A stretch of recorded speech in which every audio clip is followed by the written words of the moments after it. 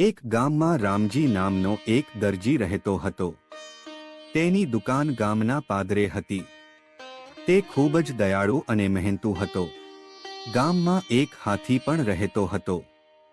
હાથી ખૂબ જ શાંત સ્વભાવનો હતો અને રોજ નદીમાં પાણી પીવા જતો હતો. તેનો રસ્તો દરજીની દુકાન પાસેથી પસાર થતો હતો. રોજ જ્યારે હાથી દરજીની દુકાન પાસેથી પસાર થતો ત્યારે દરજી તેને પ્રેમથી એક કેળું ખવડાવતો હતો. હાથી પણ દરજીના પ્રેમથી ખૂબ ખુશ હતો.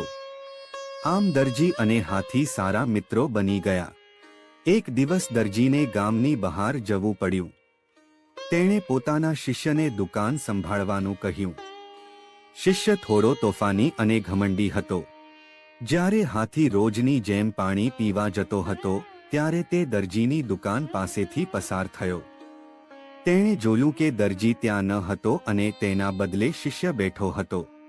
હાથીએ પોતાની સૂંઢ લંબાવી અને કેળું માંગ્યું. શિષ્યને હાથી પર ગુસ્સો આવ્યો. તેણે વિચાર્યું, આ હાથી રોજ કેમ અહીં આવે છે અને કેળું માંગે છે? શિષ્યે હાથીને કેળું આપવાની જગ્યાએ તેની સૂંઢમાં સોય ભોંકી દીધી. હાથીને ખૂબ પીડા થઈ. તે ગુસ્સે થયો પણ તેણે કંઈ કહ્યું નહીં અને શાંતિથી નદી તરફ ચાલ્યો ગયો. હાથીએ નદીમાં જઈને પોતાની સૂંઢ પાણીથી ભરી. પછી તે દરજીની દુકાન પાસે પાછો આવ્યો. શિષ્ય દુકાનમાં બેઠો હતો અને હસી રહ્યો હતો. હાથીએ પોતાની સૂંઢમાં ભરેલું બધું ગંદુ પાણી શિષ્ય પર અને તેની દુકાનમાં રહેલા બધા કપડાં પર ફેંકી દીધું. શિષ્ય અને તેના બધા કપડાં ગંદા થઈ ગયા. દુકાનમાં બધે ગંદકી ફેલાઈ ગઈ. શિષ્યને પોતાની ભૂલ સમજાઈ ગઈ.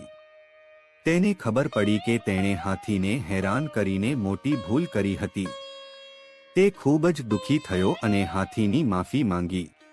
જ્યારે દરજી પાછો આવ્યો ત્યારે તેણે બધું સાંભળ્યું. તેણે શિષ્યને ઠપકો આપ્યો અને હાથીની માફી માંગી. હાથી દયાળુ હતો અને તેણે શિષ્યને માફ કરી દીધો. આ વાર્તા આપણને શીખવે છે કે આપણે ક્યારે કોઈને હેરાન કરવા જોઈએ નહીં, ભલે તે નાનું હોય કે મોટું. સારા કાર્યોનું ફળ હંમેશા સારું હોય છે, જ્યારે ખરાબ કાર્યોનું ફળ ખરાબ હોય છે.